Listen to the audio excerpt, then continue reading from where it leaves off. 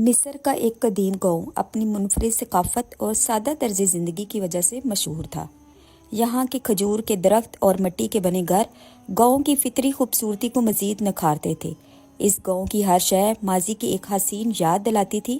اسی گاؤں میں مظہر اور شباب نامی دو دوست رہتے تھے۔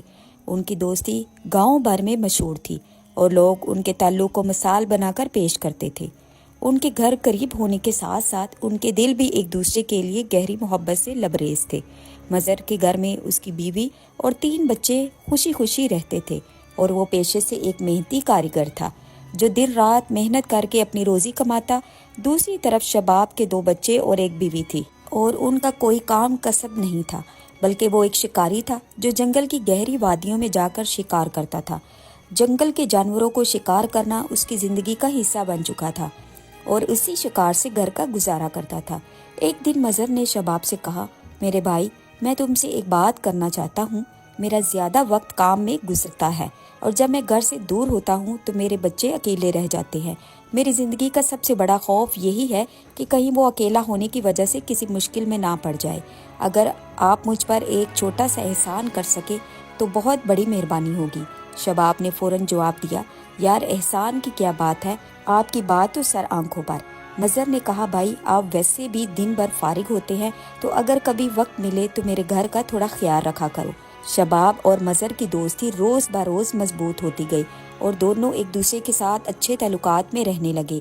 ایک دن مظہر کا بوڑھا باپ جو ایک دور دراز علاقے میں رہتا تھا اچانک ان کے گھر آ پہنچا اور کچھ دن وہیں قیام کیا۔ مظہر کے والد ایک بہت سیانے اور تجربہ کار انسان تھے۔ جب انہوں نے شباب سے بات چیت کی اور اس کے رویے کو پرکھا تو وہ فوراً شباب کی نیت بھانپ گئے۔ شام کو جب مظہر گھر واپس آیا تو والد نے اسے پیار سے سمجھایا، بیٹا، شباب ایک دوست کے طور پر ٹھیک ہو سکتا ہے لیکن گھر کی چابیاں اور ذمہ داریاں اسے دینا سمجھداری نہیں ہے۔ وہ اچھا آدمی نہیں لگتا۔ اس سے تعلق صرف دوستی تک محدود رکھو۔ مظہر کو اپنے والد کی یہ بات بہت بری لگی مگر احتراماً اس نے کچھ نہ کہا۔ اگلے دن مظہر کے والد نے دوبارہ اسے سختی سے کہا، بیٹا، شباب کے ساتھ زیادہ وقت مت گزارو اور نہ ہی سیر و تفریح کے لیے اس کے ساتھ جایا کرو کیونکہ وہ بھروسے کے قابل نہیں ہے۔ مظہر نے والد کی بات کو ایک کان سے سنا اور دوسرے کان سے نکال دیا۔ اس نے سوچا کہ شاید اس کا باپ شباب سے حسد کرنے لگا ہے اور اسی گمان میں آ کر اس نے والد کی بات کو نظر انداز کر دیا۔ اپنی دوستی کو زیادہ اہمیت دیتے ہوئے کچھ دن بعد مظہر کا والد اپنے گاؤں واپس چلا گیا اور زندگی ایک بار پھر معمول کے مطابق چلنے لگی۔ ایک دن مظہر اپنے کام پر گیا ہوا تھا اور شباب موقع پاتے ہی اس کے گھر آیا۔ اس نے مظہر کی بیوی سے غیر اخلاقی بات چھیڑی اور اپنے ناپاک ارادے کے لیے پیسوں کی پیشکش کی۔ مظہر کی بیوی جو ایک سمجھدار اور باحیا خاتون تھی اسے سختی سے منع کر دیا، لیکن شباب جو اب اپنے گندے ارادوں پر ڈر چکا تھا مزید زور دینے لگا۔ وہ دھمکی دینے پر اتر آیا اور کہا، اگر تم میری بات نہیں مانو گی تو میں مظہر سے جھوٹ بول دوں گا کہ تم نے مجھ سے تعلقات بڑھانے کی کوشش کی۔ عربوں کا معاشرہ پردے اور عزت کا محافظ تھا اور مظہر کی بیوی اپنی عزت اور خاندان کی بدنامی کے ڈر سے خوف زدہ ہو گئی۔ اسی اور ناپاک تعلقات کا سلسلہ شروع ہو گیا۔ اسی خوف اور کم عقلی کے باعث وہ شباب کے دباؤ میں آ گئی اور ناپاک تعلقات کا سلسلہ شروع ہو گیا۔ یہ تعلق اب ایک دن کی بات نہیں رہی بلکہ روز کا معمول بن گیا۔ وقت گزرتا گیا اور مظہر بے خبر اپنی روزمرہ کی زندگی میں مصروف رہا۔ مظہر کی بیوی دل سے نادم تھی لیکن حالات کی پیچیدگی اور اپنے گناہوں کی وجہ سے اس میں ہمت نہ ہوئی کہ وہ اپنے خاوند کو حقیقت بتا سکے۔ ایک دن مظہر کے والد اور والدہ اچانک ان کے گھر آ پہنچے۔ انہوں نے گھر میں ایسا منظر دیکھا جو ان کے دل پر بجلی گرا گیا۔ شباب اور مظہر کی بیوی کو ایک ساتھ دیکھ کر وہ ہکا بکا رہ گئے۔ مظہر کے والد کا غصہ آسمان کو چھونے لگا۔ انہوں نے شباب کو پکڑ کر بے تحاشا مارا اور مظہر کی بیوی کو بھی سخت ڈانٹ پلائی۔ یہ لمحہ مظہر کے والدین کے لیے ناقابل برداشت تھا اور ان کی نظروں میں سب کچھ دھندلا ہو گیا۔ جب مظہر شام کو گھر واپس آیا تو اس کے والد نے اسے زوردار تھپڑ رسید کیا اور غصے سے کہا، یہ سب تمہاری غفلت کا نتیجہ ہے۔ میں نے تمہیں پہلے ہی خبردار کیا تھا کہ شباب قابل بھروسہ نہیں، لیکن تم نے میری بات کو نظر انداز کیا جس کا یہ نتیجہ نکلا ہے۔ مظہر پر یہ سب سن کر قیامت گزر گئی۔ وہ شرمندہ اور حیران کھڑا تھا۔ اس کا غصہ شباب اور بیوی پر تھا۔ مظہر جو دل سے ایک سچا اور نیک دل انسان تھا سب کچھ سن کر زمین پر بیٹھ گیا اور زار و قطار رونے لگا۔ اس کے آنسو میں دکھ اور بے بسی کا طوفان تھا۔ اسے احساس ہو گیا تھا کہ یہ لمحہ اس کی اپنی لاپرواہی کا نتیجہ ہے۔ دل پر بھاری بوجھ لیے مظہر نے فیصلہ کیا کہ وہ اپنی بیوی کو طلاق دے دے گا، لیکن اس کے والد نے اسے سختی سے کہا، یہ غلطی صرف تمہاری ہے، تم نے شباب جیسے آدمی کو گھر کی اجازت دی۔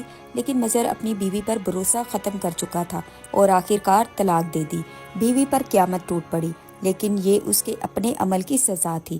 اگر اس نے پہلی ہی بار مظہر کو سچ بتا دیا ہوتا تو شاید یہ سب نہ ہوتا۔ مظہر شباب کے پیچھے پڑ گیا، لیکن وہ کسی طرح اس کے ہاتھوں سے بچ نکلا۔ وقت گزرتا گیا اور ایک دن محلے میں خبر آئی کہ ایک جھونپڑی میں آگ لگ گئی ہے، جس میں عورت اور بچے جل کر مر گئے ہیں۔ مظہر بھی آگ بجھانے والوں میں شامل تھا۔ جب آگ پر قابو پایا گیا اور اندر کی لاشیں نکالی گئی تو یہ منظر دیکھ کر سب دنگ رہ گئے۔ ان میں ایک لاش شباب کی تھی، دوسری مظہر کی بیوی کی اور دو اس کے معصوم بچوں کی۔ مظہر نے یہ منظر دیکھا تو اس کا دل دہل گیا۔ وہ غم اور غصے سے پھٹ رہا تھا، لیکن اب کچھ کر نہیں سکتا تھا اور دل میں کہا، اے خدا، تو سخت پکڑنے اور انتقام لینے والا ہے۔ کچھ عرصے بعد مظہر کے والدین نے فیصلہ کیا کہ اس کی زندگی کو دوبارہ خوشیوں سے بھرنے کے لیے اسے شادی کرنی چاہیے۔ مصر کی ایک خوبصورت اور نیک سیرت لڑکی سے اس کی شادی رکھی گئی۔ جب مظہر نے اپنی نئی دلہن کو دیکھا تو وہ اس کے حسن اور معصومیت پر فدا ہو گیا۔ وہ ایسی تھی کہ جیسے چاند بھی اسے دیکھ کر شرما جائے۔ اس کے چہرے نے مظہر کے دل کے زخموں پر مرہم رکھا اور پرانے غم دھندلا گئے۔ مظہر نے اپنی زندگی سے سبق سیکھ لیا تھا کہ اب وہ اپنے گھر کا زیادہ خیال رکھنے لگے گا، وقت پر واپس آتا اور دوستوں کو دوستی تک محدود رکھتا۔ اس نے سمجھ لیا تھا کہ دل کا سچا ہونا اپنی جگہ، لیکن زندگی میں دانش مندی اور ذمہ دار ہونا بھی بہت ضروری ہے۔ اللہ نے اس کی کمزوریوں کی سزا تو دی، لیکن اس کی صبر اور سچائی کا ایسا انعام دیا کہ اسے پہلے سے بھی 100 گنا بہتر اور خوبصورت زندگی نصیب ہوئی۔ اس کہانی میں ہمارے لیے گہرے اسباب چھپے ہیں۔ سب سے پہلے ایک عورت ہونے کے ناطے یہ ضروری ہے کہ ہر بیوی اپنے شوہر کو ہر معاملے سے باخبر رکھے، چاہے وہ کتنا ہی معمولی کیوں نہ ہو۔ وقت پر بات کرنے سے کئی بڑے نقصانات سے بچا جا سکتا ہے۔ ایک سیانے بندے کا قول ہے، اچھی عورت وہ ہے جو دوسرے مردوں کے لیے بدتمیز ہو اور اپنے شوہر کے لیے موم جیسی ہو۔ یہی رویہ دنیا اور آخرت میں کامیابی کا باعث بنتا ہے۔ ایک شوہر ہونے کے ناطے ہر مرد کو اپنے گھر کے حالات اور معلومات دوسروں کے ساتھ شیئر کرنے سے گریز کرنا چاہیے، خاص طور پر ان لوگوں کے ساتھ جن پر مکمل بھروسہ نہ ہو۔ حسد ایک ایسا زہر ہے جو نظر نہیں آتا لیکن بڑی تباہی کر سکتا ہے۔ کسی بھی مرد کی غیرت اور ذمہ داری یہ تقاضا کرتی ہے کہ وہ اپنی بیوی، ماں، بہن اور بیٹی کے معاملے میں سخت رویہ رکھے اور ان کی حفاظت کو یقینی بنائے۔ یہی شرم و حیا اور عزت کی بنیاد ہے۔ ایک اولاد کے طور پر ہمیں یہ سمجھنا چاہیے کہ والدین کی باتوں میں ہمیشہ دنائی چھپی ہوتی ہے۔ وہ زندگی کے تلخ تجربات سے واقف ہوتے ہیں اور ان کی نصیحتوں کو سنجیدگی سے لینا ضروری ہے۔ اگر مظہر نے اپنے والد کی بات کو سنجیدگی سے لیا ہوتا تو وہ اس نقصان سے بچ سکتا تھا۔ ایک دوست ہونے کے ناطے اگر کوئی آپ پر بھروسہ کرے تو یہ آپ کا فرض بنتا ہے کہ اس بھروسے کو ٹھیس نہ پہنچائے۔ سچا دوست وہی ہوتا ہے جو اپنے دوست کی عزت و حرمت کو اپنی جان سے زیادہ عزیز رکھے۔ تو اگر آپ کو ویڈیو اچھی لگے، ویڈیو کو ایک لائک ضرور کیجیے، چینل کو کیجیے سبسکرائب تاکہ آپ لوگوں کے پاس اس طرح سے سبق آموز کہانیاں آپ کو سننے کو ملتی رہیں۔ اگلی ویڈیو تک کے لیے اللہ حافظ۔